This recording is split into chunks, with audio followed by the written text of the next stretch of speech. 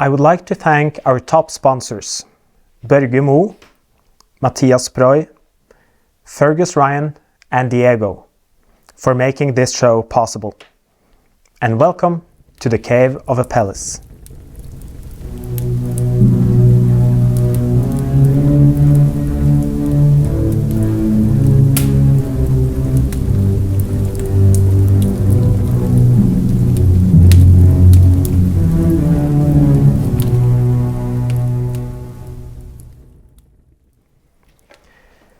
Tonight's guest is a classical painter born in England but grown up in Ohio, United States.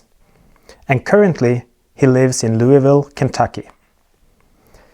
From the New World, he is inspired by American Golden Age illustrators, Andrew and N.C. Wyeth, and the Cincinnati master Frank Duveneck. From the Old World, he has studied masters such as Rembrandt and Velasquez. And in 2019, he was a student of Odd Nerdrum.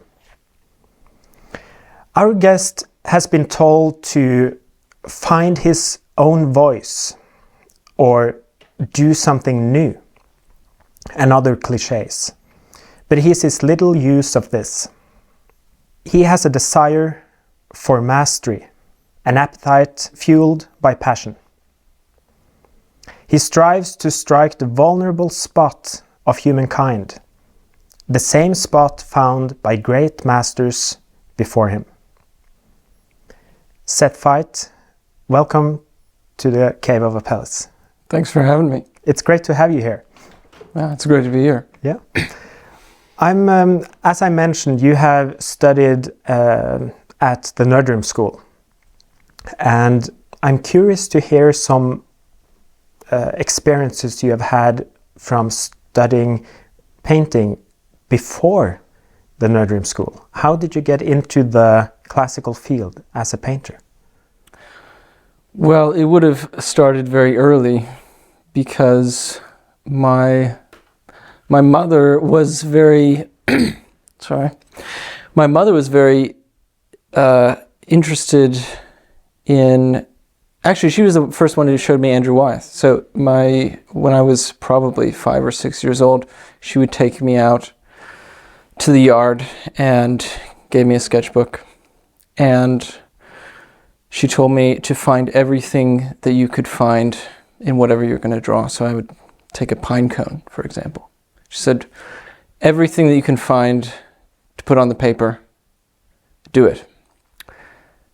So I took a lot of time and did every little piece of the pine cone, all those elements. And it was the very beginning. After that, it was reading the classical literature. That's why N.C. Wyeth is very influential, is because those were the books that I was reading and have these beautiful storytelling illustrations. And she also loved Andrew Wyeth, N.C.'s son, and she would show me those pictures from a very young age. My grandfather grew up in the same area as the Wyeths, so he knew about them and loved them a lot and was an acquaintance of Andrew. So in the very beginning, I was trying to draw as sort of as realistically or truthfully as I could to try to tell a story. I would also do all these little, I was so inspired by the books that I was reading as I would try to, especially the ones that didn't have illustrations, I would try to do them myself. Oh. Yeah. Nice. Yeah, I love storytelling so much. So my mother is probably the biggest influence there. It wasn't until I was maybe a teenager that she put me in classes with a classical painter who was in the area that I grew up in, Cincinnati. And she was, the most influential thing probably was that she wanted you to compare yourself with the old masters. And she wasn't afraid of criticizing them when they were a little bit inaccurate, or if the proportions were off or something, she would say so. So that gave me a little bit of the belief that I could challenge them in some way, or try to do what they do. Right. So, and then after that, probably I had a decision. I would have loved to apprentice under somebody instead of going to university, but then I also wanted to play football or soccer in America. So I went to the only art school that had that, which was Savannah College of Art and Design. And their painting program was not so interesting. In fact, I took one painting class and the teacher said, don't go into the painting program at all. She didn't recommend it. So I went into illustration because there was a little bit more freedom, and it was all based on storytelling, which is connected to how I was growing up, my early interests. So, I that was an interesting experience, going to a sort of regular art school. I found it really interesting what you told about your mother giving you this task of finding things in nature to draw that were drawable, and that reminds me a bit of the spirit that I would say that I see in Andrew Wyeth. It's how he has really been observing what he is painting, it seems like, because it's the storytelling is so subtle in a way that it seems like an everyday landscape or a motive, but then it's so it's strange to or it's hard to describe it without coming with clichés, but it's a depth there in a way, and I think that comes from a certain kind of really in-depth observation of the nature or the motive. Yeah, so Andrew Wyeth was taught very young to closely pay attention to nature. And he has some story that I read about where he was around some goats or something, and one of the goats gave him a look that was so interesting he couldn't get it out of his head. And something clicked. And I thought that was very interesting because, the more you pay attention to nature, the more interesting it becomes. You kind of meditate on it and you see that there's something deeper there. And I loved Andrew Wyeth so much because he could make even a rock seem like it was alive. So I try to do that with everything I paint, if I can, is make it seem alive and have some depth to it. Yeah.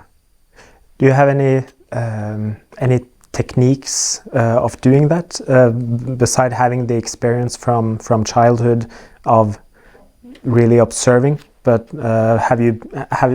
how has it developed to give life to even simple objects? The technique is kind of interesting because when you're a student and you're learning, I mean, mostly it's, I could say, in a way, technically I'm self-taught in some ways. But then not at all, because I'll take a Velasquez or something painting, or a Wyeth, and I'll try to get however effect that they got with the paint. It's very hard to do, but once you get it a little bit, you think, oh, that's how they did this. It's very exciting. So,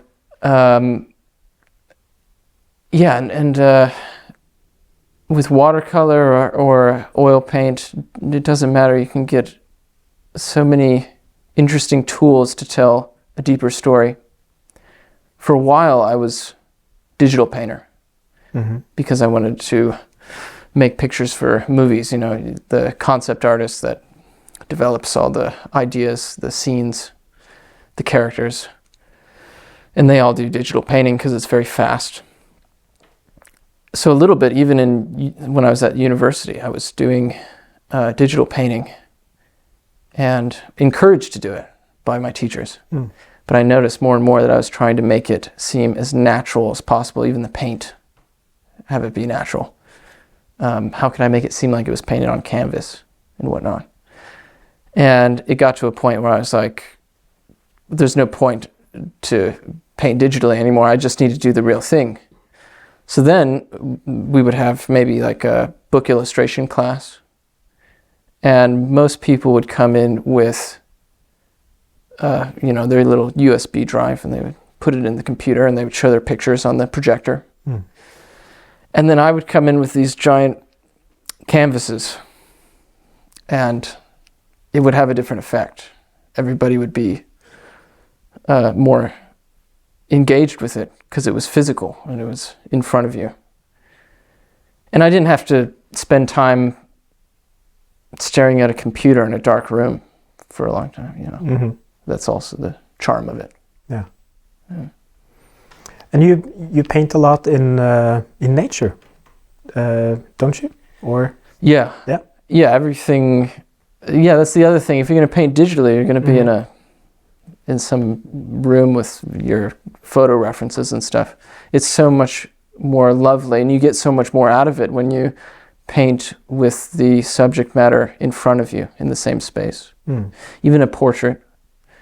You begin a portrait, you set the person up, you light it, make it very nice. But as you go, and you start to know the person a bit better, and they tell you some stories maybe. It's actually, I prefer them not to be perfectly still. I want them to talk. They can keep their head still, but they can talk about whatever they want to talk about. And as they speak, their facial expression will come out.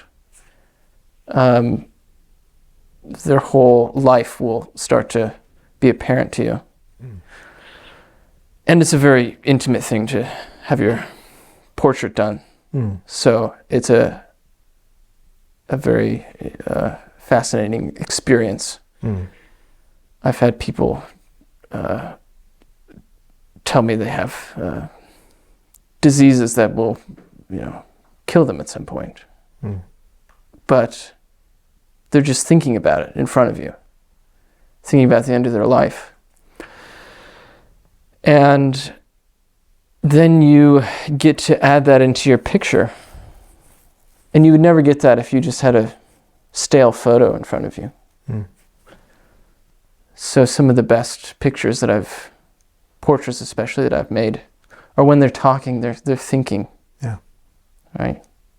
So I remember one. I'm obviously not a painter, so to me it's a very, very exciting world. And I remember one time I observed a portrait like session over several months, and it was a commissioned portrait.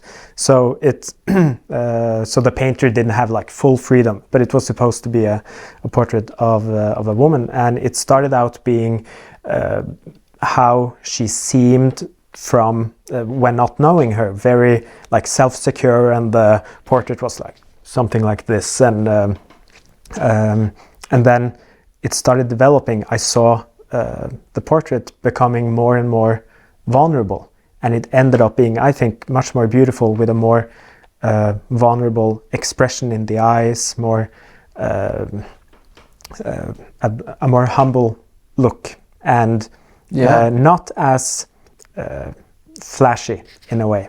So a photo would have been that more flashy look, but you have to spend time with someone in order to get the deeper thing. Yeah, and I knew this person who was being portrayed very well, and I was like, this is catching the real personality of her instead of that first sketch of it. And that just happened naturally. It was not something that was said, make me more vulnerable. It was rather the opposite, actually. So yeah, it's a very interesting process, that of knowing what you really are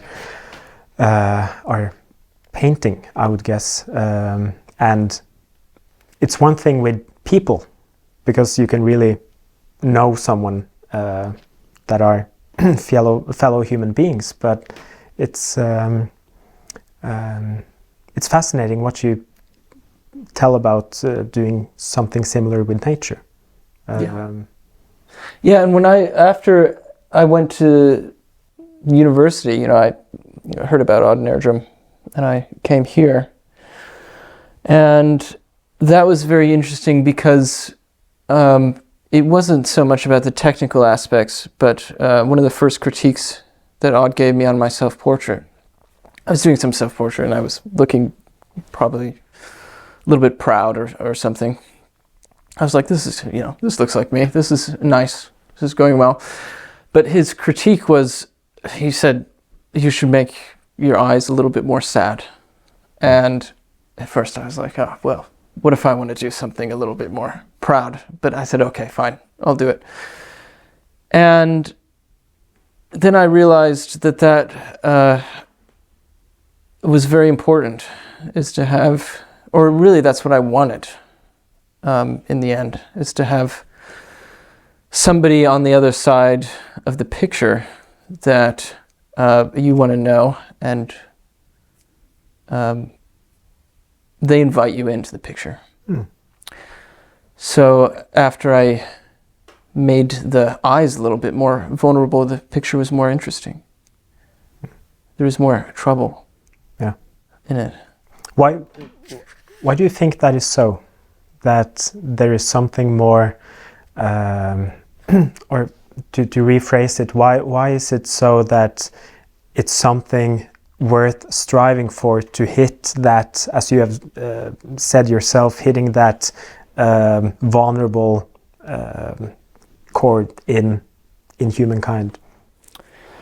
Well, there's some quote by Kierkegaard that is very wonderful to me, where he talks about he's interested in the characters in the Old Testament and Shakespeare, because they have hate, they have love, they murder, and they sin.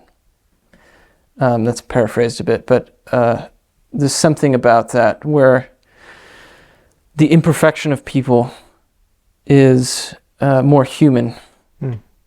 There is, if it's a picture of somebody who's in high society and they have no problems and they have money and they're doing fine and they want to show you how great that is, that's really just some false self. And it's not so interesting to paint. There's not a lot of truth in it. There's more truth in the difficulty of humanity. It's always a problem. We try to be perfect. Maybe we can do it for a short while, and then it goes wrong. So there's a lot of beauty in that, and all the interesting. If you could have the example of movies or novels in literature, is they all have to have some problem in their life, or else it's a very boring movie. If you have to be kind of mean to the protagonist, because life can be very mean itself. And I'm in my mind, one can compare it to the relation one has to a painting can be compared to the relation you have to a person. And I'm talking about someone who is kind of a friend, but then I can reflect on that the step from being a friend to being a close and good friend is that kind of the X factor in a way of becoming open. And that is often, but it doesn't necessarily have to be a kind of trouble, but to not have just that kind of a mask on, but to feel that you really know that person and knows that person's troubles, or it doesn't have to be troubles, but often it is. But it can also be the openness of being vulnerable when it comes to humor or to other aspects of life, and that can be compared to paintings too. Maybe that if there is a vulnerability in the painting, it's easier to feel that you have a true relation to it, like a close relation to it. Yeah, it tells something more. And the interesting thing is when you're building a relationship with somebody and let's say that you offend them. Okay, it happens. As you get very close, okay, at the beginning of a relationship, you're just best friends and it's great. But then at one point you say something that offends. And it hurts more when you love the person.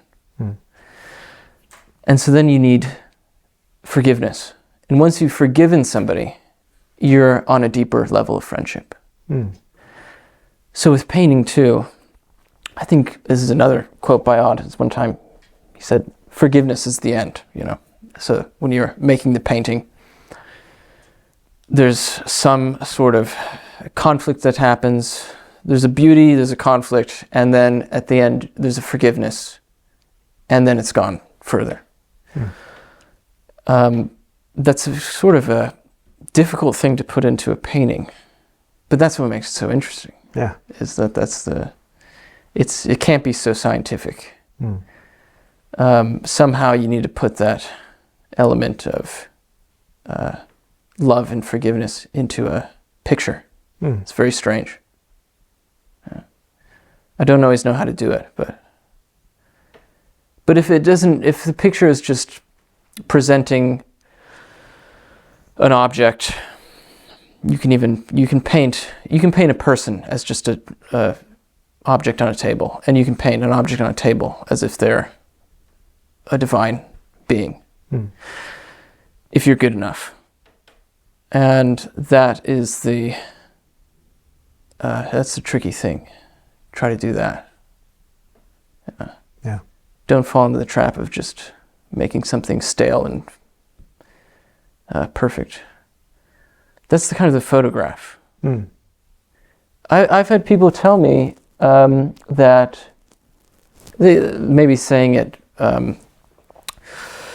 not directly to me, but just as a matter of fact, that we have figured out how to paint as real as photos. And okay, so now it's done. But that's not what the old masters were doing. They weren't trying to paint like a photograph. They were trying to do something deeper. So Andrew Wyeth, he could have used photos. He never did. He didn't want that. Some, if you use a photo, there's a way you can do it. And that's fine. I'm not saying it's always wrong to use a photo. Sometimes I'll use it for a small reference of something. But it's not ideal for me. No, and it's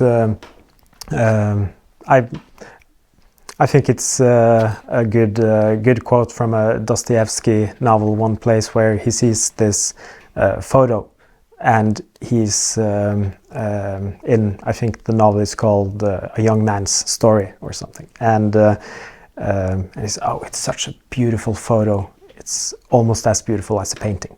One is unsure whether it's a painting or a photo, and it just breaks down the ideal of the photo as something that should be strived for. Right. Yeah. Yeah. That's. But it's a difficult task. That's the trouble with painting, is that you have an idea, you'll see an image, and it's like, well, like with the painting up there, is I saw that scene. I went outside. It was very foggy, and I saw the picture. And somehow I had to it was only a moment. It's not going to be foggy every night. I actually didn't have reference for most of it. I had to stand there and try to memorize as much as I could. And I could go back outside to see maybe the architecture or something. But there's some feeling that it gave that I was trying to get the whole time. And really, it doesn't quite get there. Especially because the first time you see something, it's so emotional and so hard to grasp that even when I start the picture, I know that's not quite going to be as good as I had it in my head. But if I can get close, then it'll be more or less a success. Then it'll be okay. I can be satisfied with that. Yeah. And that's kind of how it is with every picture.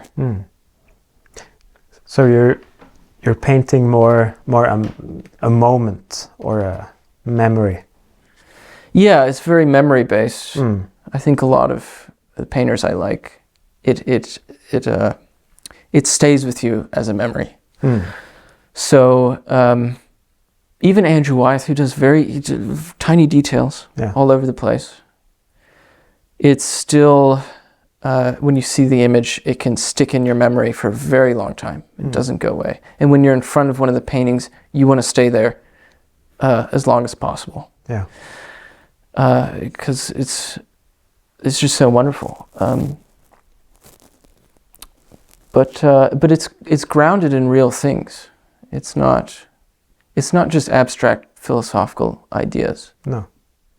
It's the most lovely things are actually it's finding the God in the objects. The divine in things that we see every day. Right? So I'm just curious when we talk about Andrew Wyeth,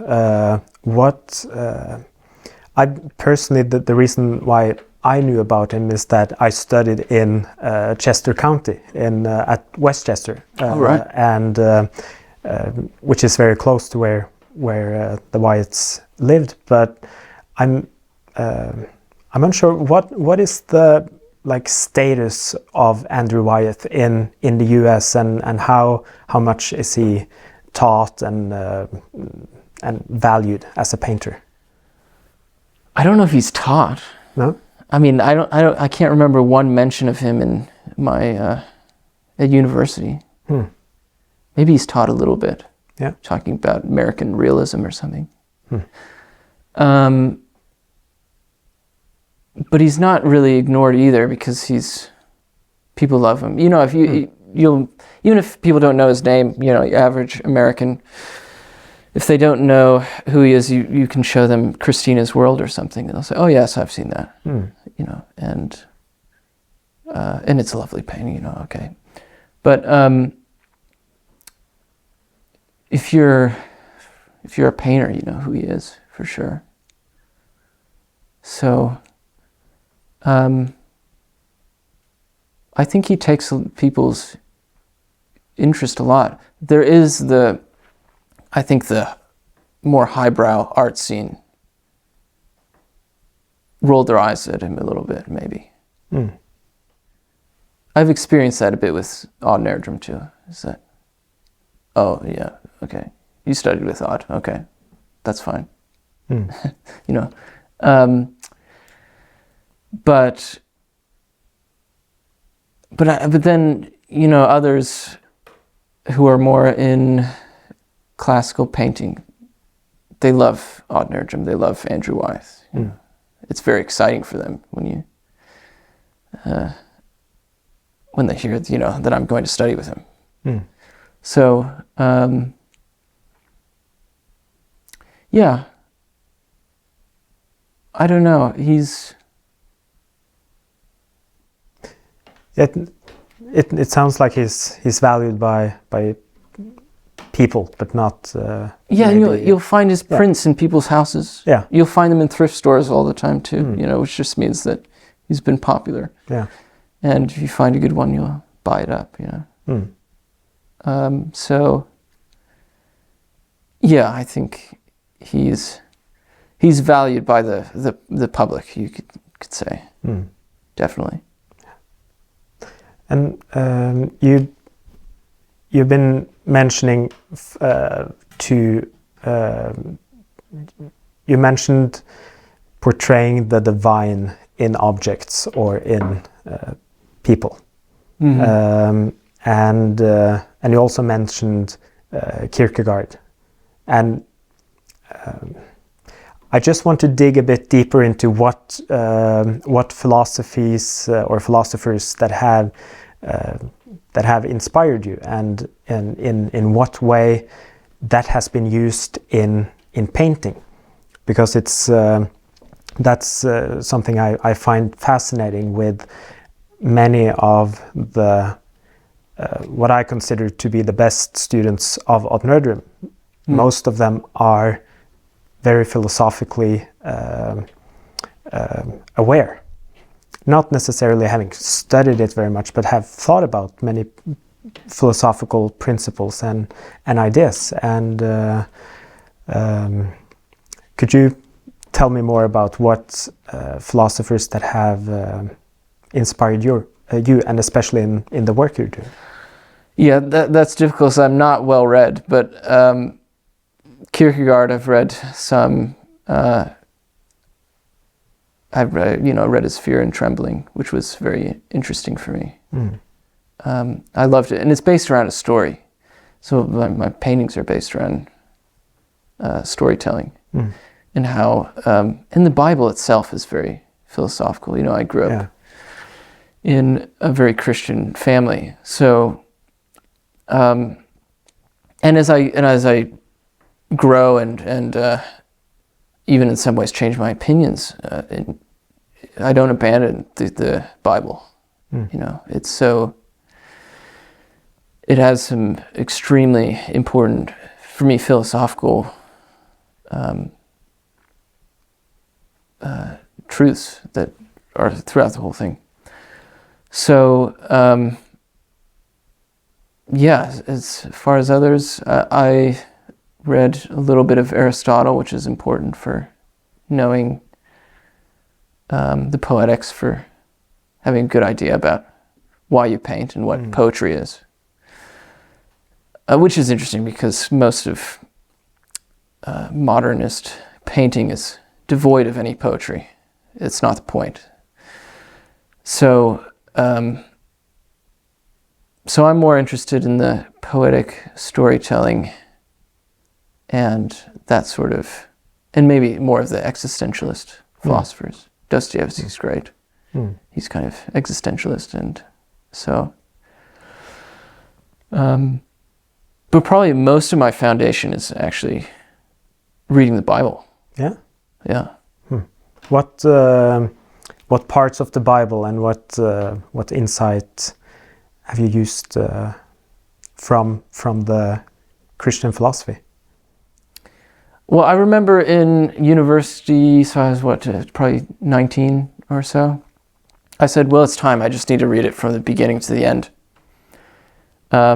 And so how many years? Like 10 years ago. And I finally made it to the Minor Prophets in my chronological reading, at least. Yeah. Maybe I'll dance around if I need something. But it's taken me so long to get through it because there's so many interesting thoughts just even in the first 5 books. They're fascinating. Genesis, I could stop there. If you gave me Genesis, Ecclesiastes, and maybe the Gospel of John, I would have enough to study for a very long time. So right now I'm doing a painting of Abraham and Isaac. He sacrifices Isaac, right?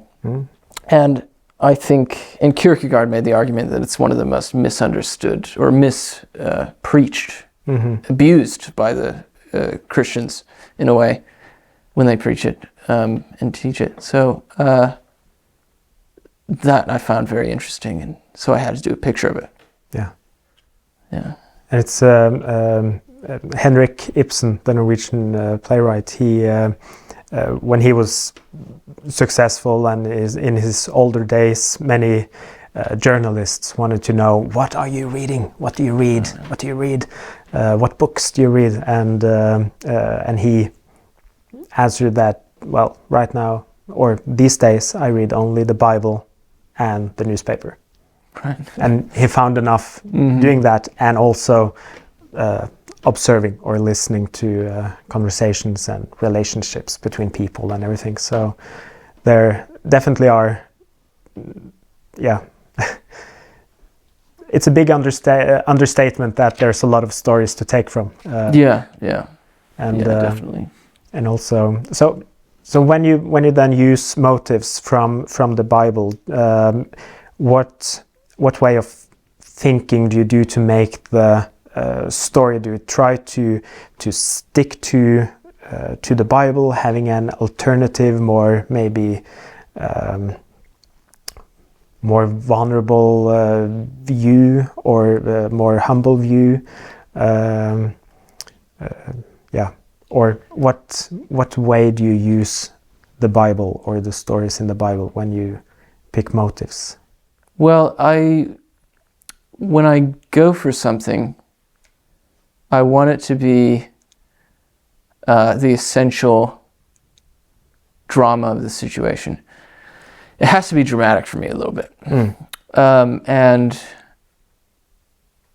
so I'm making this painting of the sacrifice of Isaac, and I'm trying to make it as frightening as possible in a way, because I think that's kind of how the story is. Yeah. And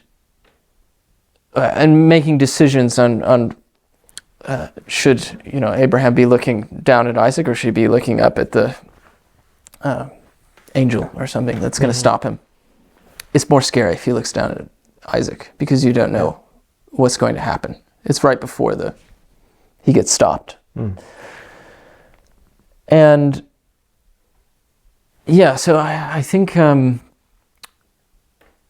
don't try to bring it into, I try to bring it into some sense of real space. That doesn't mean I modernize it necessarily. Practically all my pictures have some type of vague era of like old America. If you were really to look at the clothing and things, it would be maybe 1940s America or something. But I try to make that kind of disappear. It's not so important. Most of the time, I just hope nobody will notice what anybody is wearing. If they're wearing anything at all, because that's the kind of the point of the nude, is that you can't have any era if it's a nude. So, but at the same time, it should feel like you're there. And it'll be a little bit surreal, like a dream. That's okay too, because when you dream, you're convinced of everything. It's not like you have a moment of disbelief. You're in total, you're totally sold, unless you're really lucid dreaming, but I can't do that so much. So when you're just in a regular dream, you're just totally engaged and you believe everything that's happening. So if I can make that experience for the viewer, I think I've succeeded in some way. Yeah, right, definitely. So that's kind of when I take so I might take a sort of a philosophical element. Abraham goes to sacrifice Isaac. Just before that, I mean, people tend to forget this part, but okay, back a few chapters, God says Isaac will be the one who will be the father of Israel. And then he says later on, I need you to sacrifice Isaac for me. So the only conclusion that Kierkegaard at least comes to is that Abraham believes that he'll get Isaac back. He'll be resurrected for him if he sacrifices him. And that's the challenge of faith. That's the absurdity, and it's a little bit dark and scary and wild, but that excites me. Yeah. That idea. So that kind of thinking. Other stories are a little bit more simple sometimes, and that's okay too.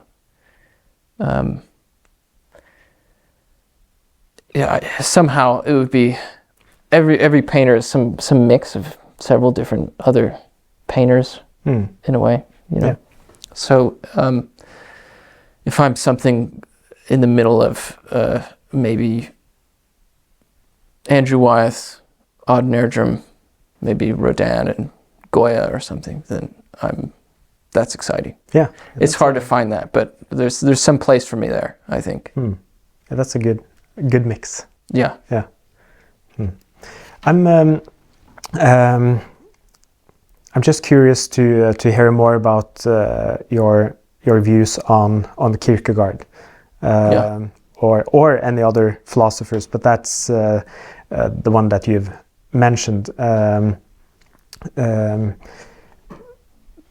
Are there any other elements of his philosophy that you have been inspired by? He has this, I would say, he has a very open minded way of doing philosophy, and a very humble way of doing philosophy, that he's very I'm trying my best to find some kind of answer to this. He seems like a very I would say humble person when you read his works, and and it's also very much about the topics he discusses are much about human suffering in many ways, and also not only suffering but also struggling with issues such as faith. And, and that's there's problems being a human. You know, you could if you get rid of God, for example, you still have to act like God and morality exists, okay, in some way, or at least otherwise, that's the darkest people, okay. And I don't know too many of them, but it's scary if you see somebody who's really acts like nothing has meaning and nothing exists. So that's something I think Kierkegaard had to deal with, and he's totally interested in truth, very sincere. I would like to emulate the sincerity. He also talks a lot about the different selves and stuff. In some ways, I wish I need to read more of him, but there's one thing is that influenced me a lot. I saw a parallel with Odd Nerdrum was when he described at the beginning of Fear and Trembling, was when he talks about the man who struggles with himself is great in himself. The man who struggles with the world is even greater in a way. And then the one who struggles with God is the greatest of them all, right? And I saw some parallel to Odd's 3 levels of painting, too, which was the egocentric, the geocentric, and the heliocentric. I thought that was very interesting. Because in a way, when you're struggling with the divine, you're struggling with the eternal. It's the highest thing that you can get. Some ways the most impossible. But that is how I try to think in my paintings. The egocentric is very modernism and superficial in many ways. You just do things chaotically, and it's either entertaining or ironic, or I don't know. But it kind of lacks some sincerity of trying to find something true. The geocentric is a little bit better, but that's stuck in our own time a little bit. So it's just, that could be like politics even. It's like very, what are we going to talk about right now? And that's and sadly, that's how a lot of people, art historians, think about painting. Yeah. They just take interest in the kind of historical. This is what they're thinking at this point in time. If it's the Romantics, they were thinking that way. If it's the Baroque, they were thinking that way, but I think the best painters of any time are the ones that are just dealing with the human things, the most true human aspects, which is human suffering and sin, you could say. Doing, you can't be perfect, okay. That's when it gets difficult. Yeah. So I think Kierkegaard was very obsessed with that. In a good way. Yeah, definitely. Yeah. But you have mentioned that at several occasions you have been, as many classical painters, you have been faced with criticism or suggestions of doing something more modern or something new, or finding your own voice, or following the zeitgeist, the time. Yeah. And why have you not? Why don't you find that compelling? It's just too. There's some idea that if you are going to make a mark in your own time, you better be paying attention to. They call it culture, the culture of the time. I don't know if I would call it culture. To me, culture is some type of tradition, I would think. Or at least that's how I tend to use it. It's not necessarily what's going on right now, because in the very false world we live in, it changes all the time. It can't be true if it changes so fast.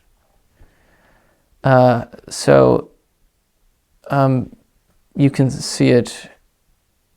I mean, the example would just be the fashion of clothing. It goes from one thing to the next. And it can be a little bit embarrassing in some ways to do something that is not of your time. But I'm just I don't want to be stuck there. I don't want my paintings to be stuck in the time. I think I can connect with people even in a deeper way. If that's the only way you connect with somebody is that you're wearing the same clothing, that's extremely superficial and uninteresting to me. So I think it's interesting when people from two very different cultures get together and somehow they find the humanness in themselves and each other, they start to realize deeper things. But yeah, there's all this pressure. It's like, people will give you advice and they'll say, well, look at this person. They have all these different pictures with people, being addicted to their phones. That's kind of interesting. That's relevant. Or it could be political. You could be a political sort of painter. But if you were a political painter I don't know, people have this idea that all the painters that they like were all politically correct according to what they think. And I have a hard time believing that the old masters were all politically correct or perfect people or something. They probably weren't. Why are their paintings so special even now, the best ones? It's because they weren't focusing on that. They were doing something else. I don't really care about their politics. They were probably bad. Yeah. In all likelihood. And it's also when you refuse that kind of input or suggestion of going in this direction of following the zeitgeist. What you are doing is to deny the ideology that is behind it, because you obviously have another ideology that you follow, or another set of values that you follow, the more eternal human value system that doesn't take these values as following the time and being politically correct and everything as being so important. More that, well, that's something that we have in today's society, but you cannot build something great upon that.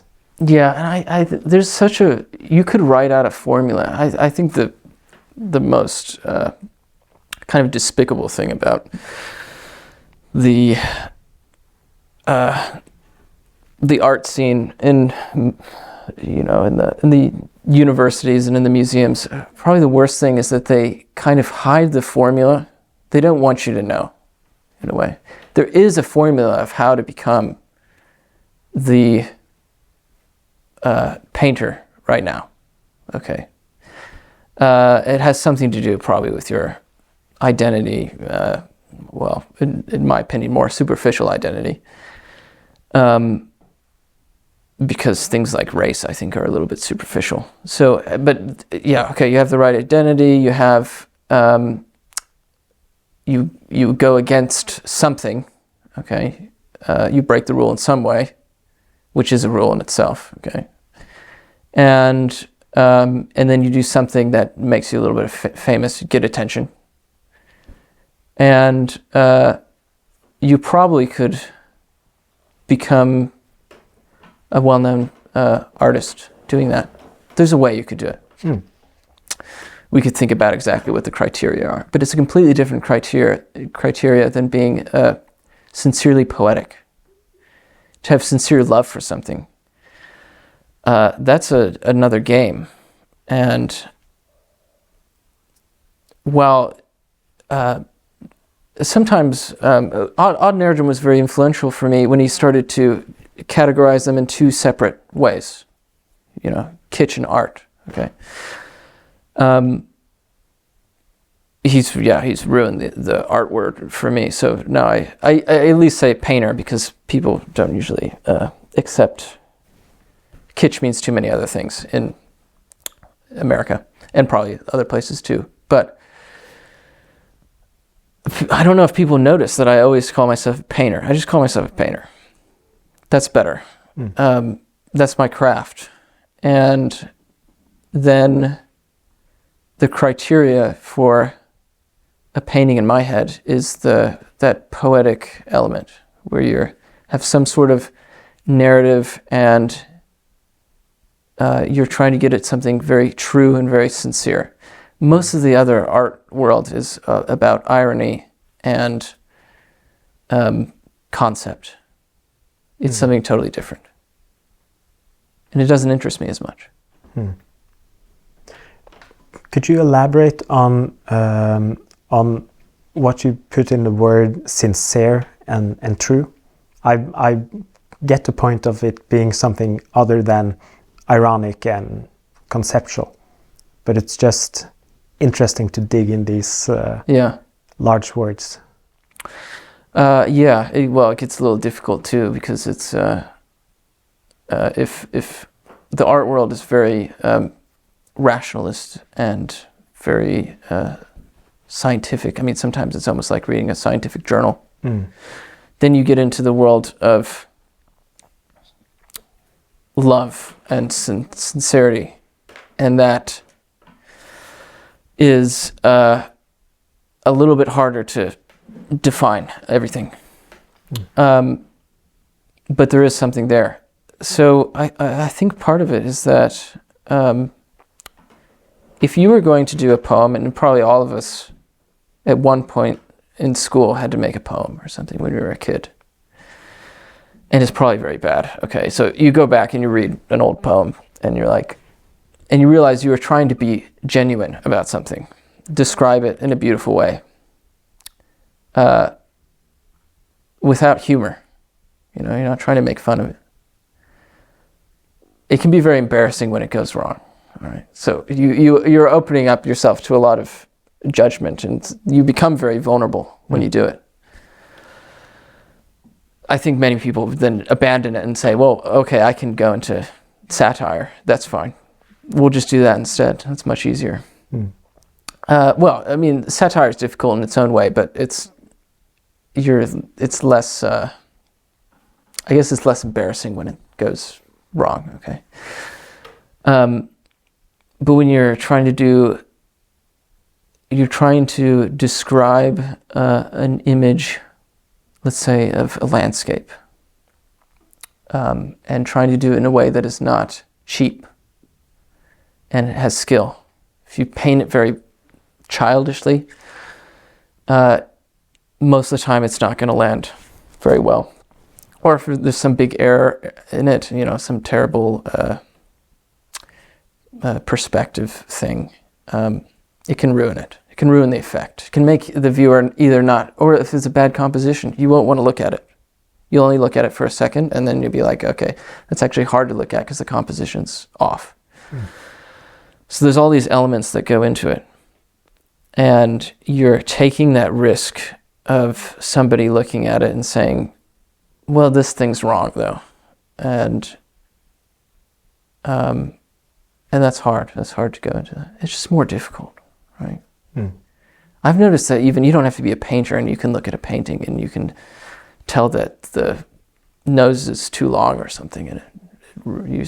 You might say you don't know what it is, and you might say something is just off about it. It doesn't look like the person. Even if everything else is so well painted, it's like something's off. And that's hard criticism even from somebody who doesn't know how to paint. I teach kids a lot, and that's always tough for them when a parent will see their picture and be like, that's good, but something's off here.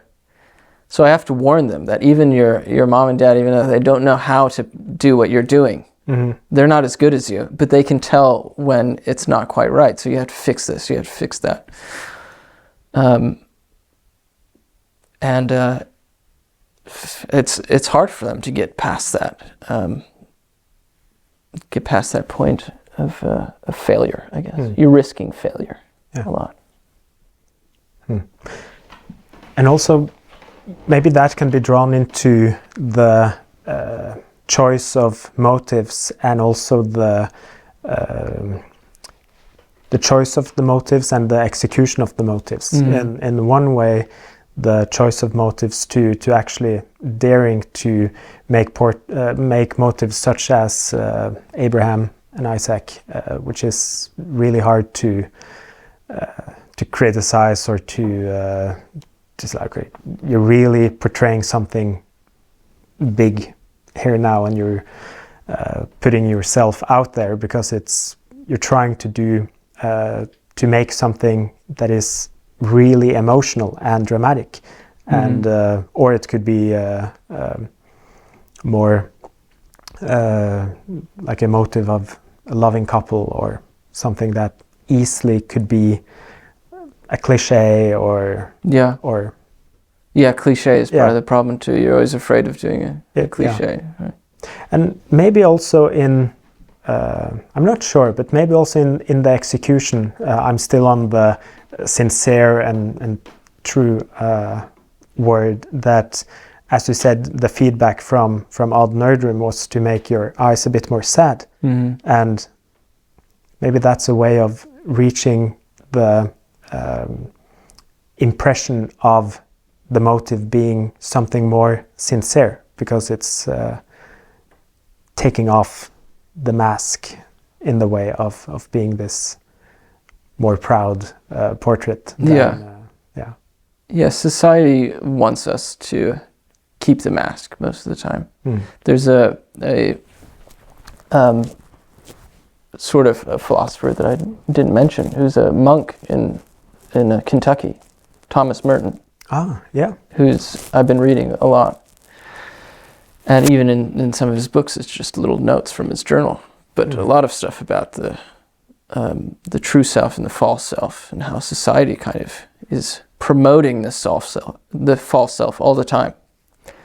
Society wants to sell you the false self in the products, in the latest technology, all these things that really won't solve your deepest needs and don't face your deepest truths about you. And I think, that's that has a lot to do with it. Taking back the mask. If the picture looks like it's superficial in a way, a portrait, and many portraits are, we can admire them for their technical abilities of, like, some of Sargent's portraits of rich people or something. Wonderfully the technique is wonderful, but the painting itself is kind of it lacks the real person, not the person that I experience in myself day to day when I just am alone. So I can't imagine that that's how they are when they're alone either. So that's kind of the challenges, getting into that realm. And I think you can also do it with inanimate objects too. In a way, you make them animate. Like you can make something. In some ways, you can make a very, a tree. You can make a tree very sad and pathetic tree, actually, if you want. Yeah. Or you can make it very perfect and pretty. But I'll always kind of prefer the sad and pathetic one. Yeah, and maybe that's because the more pathetic and sad emotions are easier to really keep close to. Can be moments that you really keep close to your heart, and because as Aristotle says about painting, that there is this joy or excitement of recognition, and that's obviously not to recognize that, oh, here I see that you have painted a skull, but more that surrounding experience or moment around seeing that skull. Like, for instance, you mentioned the painting of the farm that you had this foggy night. Although that's your experience, there is something more eternal about it, or something that can be shared by many people. When I look at it, I recognize that kind of a mystical evening, foggy night that you can just stop and look around and like, oh, this was divine almost, or and that's something that I experienced, that I recognize in that painting. And I remember one time just going to another painting that when I really realized, or not theoretically, but really realized by experiencing it, what Aristotle talked about, was when I looked at this painting by Edvard Munch, the portrait of Hans Jäger, which was a close friend of him. And I recognized in the look and the atmosphere that this is an experience of sitting across a good friend. Yeah. And painting a close and good friend. And that gave me so much joy of that recognition, because then it came all these moments that I've had with sitting close to friends. And so there's so much psychological in this recognition of moments of something that really has impacted you. And that often has some kind of a melancholy to it, because although it could be good memories, as with the portrait of a good and close friend, there is something melancholic about it because it is a memory. Yeah. It is something you remember, and it's easy to become melancholic about thinking about close friends or moments, something that has been. Yeah, and I think all the painters that Andrew Wyeth and Rembrandt and Goya and all the ones I love, they and Kierkegaard too, right? Loves melancholy. Yeah. It's a good close friend, always nearby. Yeah. And it's not sort of a depressed, lonely sort of melancholy. It's something a little bit different. It's almost like it's so beautiful it's sad, you know, in some ways. Or things don't last for very long. And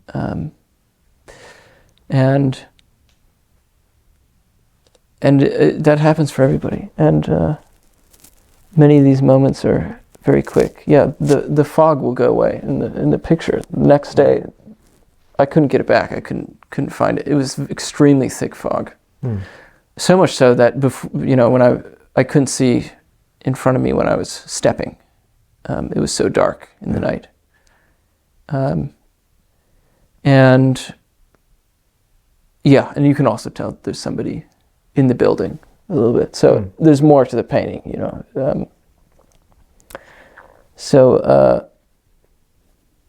That kind of image is something that I think can stick with you and be a companion in some ways. And there's many images that go with me, whether it's Andrew Wyeth or somebody else. They'll have these great pictures that I love. And it's almost like, as we talked about, that things will disappear, the moments will disappear, the fog will disappear, and it's almost like if a painting is just beautiful without any melancholy, it's not beautiful enough in a way, because there should be some melancholy there, because it is so beautiful that it's melancholic that it will disappear. Yeah, like the cherry blossoms of in Japan, where they celebrate the very brief moment of this insane beauty of the pink flowers. But it is a melancholic celebration because it is so brief. Yeah, only and fragile. And that just makes it even more beautiful and even more melancholic, and it's just this very good mix. Yeah, so I love that. I mean, that's probably why I love Dostoevsky and Kierkegaard too, is because their Dostoevsky's stories are very extremely melancholic in a way, but they're not just that too. There's like some form of triumph and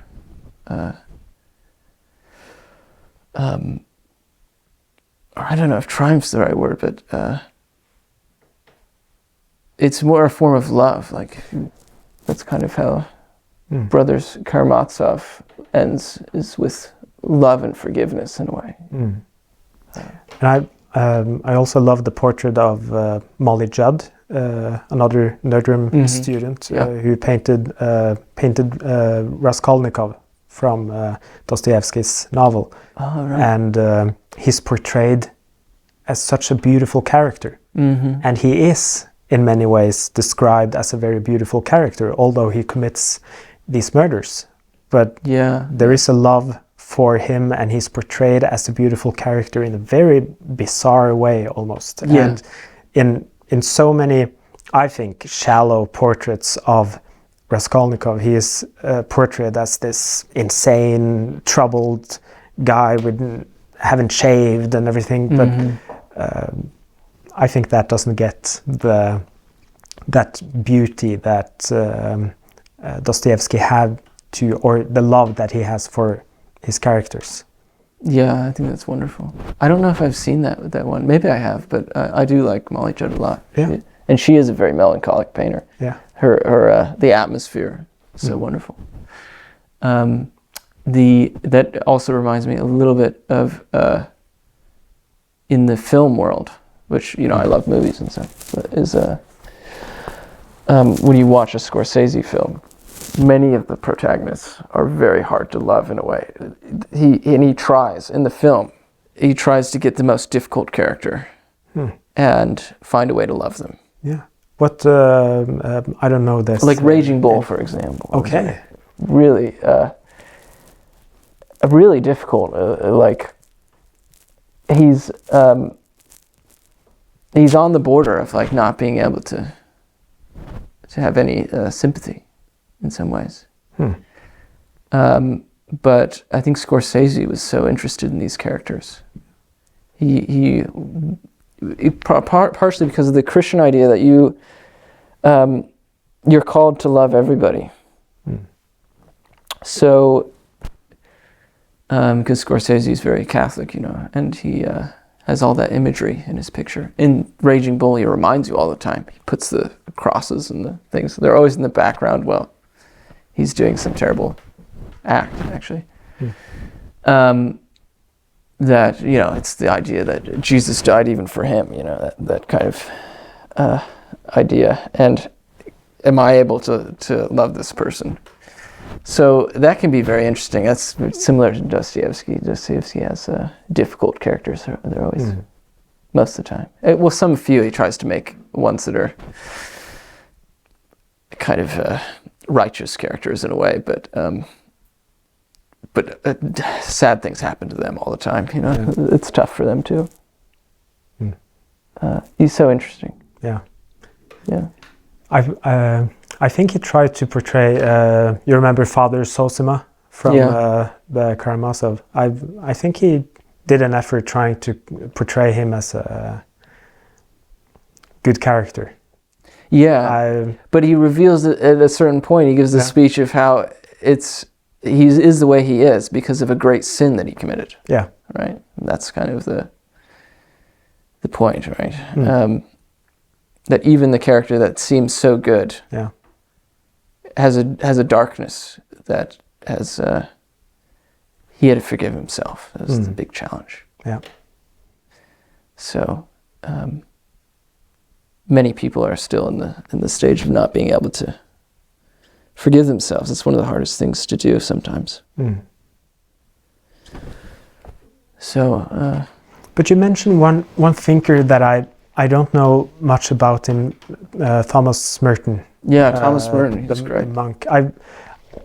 I just know briefly how he was was it Trappist monk, and he wrote extensively on Eastern philosophies and tried to combine it to Christian philosophy. That's basically what I know about him. But what insight have you found in his writing? Well, I've always been a little bit attracted to Eastern thought as well. And you'll also notice that Andrew Wyeth is extremely popular in the East. You know, he had the exhibition in Japan, and and also I've heard that in China he's very well regarded and all these things. He, especially with the watercolor, I mean, he's like, has all the elements, philosophical elements of a Eastern painter in some way, where you're trying to get the essence of something. I think many of the ideas is you're trying to get to the deeper level, which is not quite easy to explain. And you can't convey it simply, most of the time not with words. Or if you do it with words, it's by some other, like a poem, you know, it's kind of a way around to really convey the idea better than just saying it outright. And I think that was interesting to me that Thomas Merton was so influenced by a lot of, I think he studied Zen Buddhism and other things before he became a Catholic. And he saw a lot of those philosophical ideas and how they were very connected to Jesus and other, and had a place or Christianity had something to learn from it. Modern Christianity has a lot to learn from Eastern thinking. I'm studying it right now, and so it's like a journey for me too, which is fun. Yeah. Thinking a bit about like Taoism and Zen and those things, which I'm trying to understand. It's it can be a little bit difficult, partially because they just have different avenues of thinking about things. But there's one earlier Kevo Apelles interview with the Chinese painter Cheng Wu, and he I think that's a great conversation. And and I watched it. I loved it. And he mentioned what we've talked about actually a bit, how when studying nature or using the nature as the final master that you follow, the motives often or always end up being melancholic. And that is, it's just a very intriguing or fascinating thought that I've personally been trying to find some kind of answer to why it is so. Yeah. But back to the Andrew Wyeth and Eastern traditions, there, I think you hit something when you said that it's valued to try to catch the essence of something, which Wyeth did, one can say. It's below the surface, which is. I think it can be annoying maybe for some people to say there's something below the surface, because you say, well, then what is it? Yeah, I personally think it's worth dwelling into trying to find an answer to it instead of defining it as unanswerable, because then it easily becomes some kind of a mysticism. When you say that there's something beneath the surface or something in the motive, like behind the motive or something, I get where one is going with it, but that doesn't mean that you should not try to define it.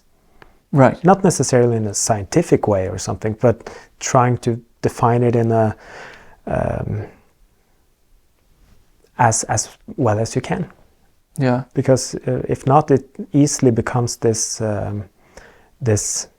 mystical, metaphysical way of talking about the genius, which was so popular for hundreds of years.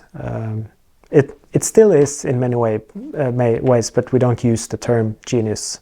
It's more just artist that makes a development or something like that. Yeah, I think so.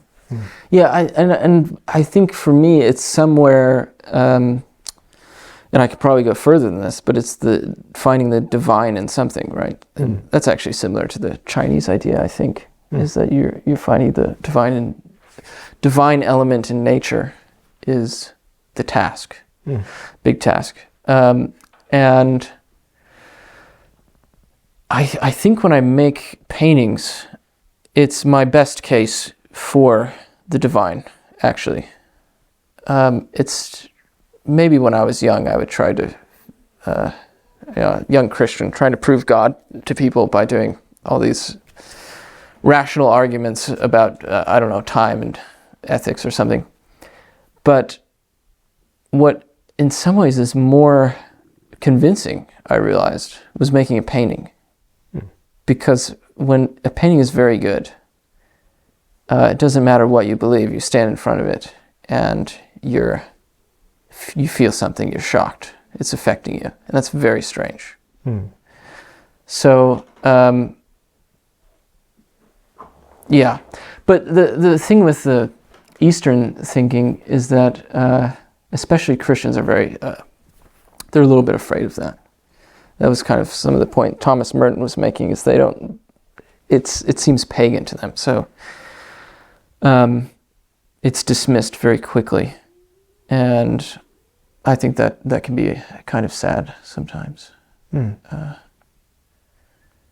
Because it's not so much about doctrine, it's just about the way things are. It's about poetry, it's about true self versus false self, that sort of thing. So what was his main points with the true self versus the false self that you mentioned? Yeah, well, one is accepting that there is a true and false self, and that the false self is always kind of around trying to bring you down a little bit. The illusory self is always around the corner. And I can think of so many, I mean, a lot of this is based on Eastern thinking, but I can think of so many biblical references to that, you know. Satan's prowling around like a lion waiting for you. And really, Satan could be the false self in many ways. Sort of like when Jesus says to Peter, "Get behind me, Satan," when he tempts him. It's not that Peter is Satan, but that the false self of Peter is Satan, in a way. So there's all these things that are deeply connected, I think, and that's a very important topic, because that is about what you shall paint, or what's worth thinking about, what's worth doing. Otherwise, you're going to be stuck in a world that's just trying to make technology better and better to make you happier and happier, and forgetting that the technology is not going to solve the deepest problems of a human at all. That's something like one of the things that Merton said. So yeah, and I think he does pair that, the superficial world of advancement, which, you know, sometimes advancement's fine as long as it's working towards the true needs of a person. But I noticed even like normal luxuries of things that people think that they need a sofa that reclines in their house or something, which isn't even that much of technology, but okay.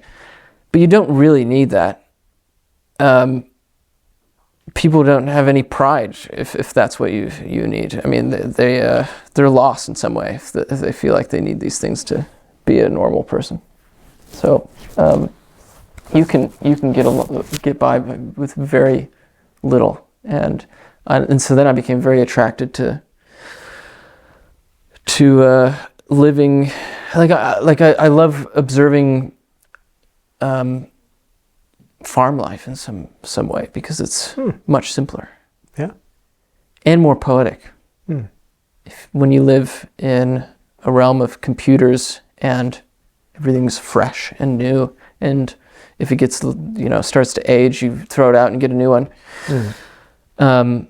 That's much less interesting to me than things that you buy them so that they will age beautifully and they'll last a very long time. They might be more expensive or something, or they might take a long time to make if you're going to make it by hand, but it'll be worth it. So, and a lot of thinking and a lot of painting is cheap in a way, and too fresh, and will be gone very fast. So I feel fine being stuck with like the ancient problems, of being a human. That's enough for me for a while. Seth Fite, thank you so much for coming to the Cave of Apelles. Thanks for having me. It was great. And thank you for watching. Remember to subscribe and become a member today at caveofapelles.com. We'll see you next month.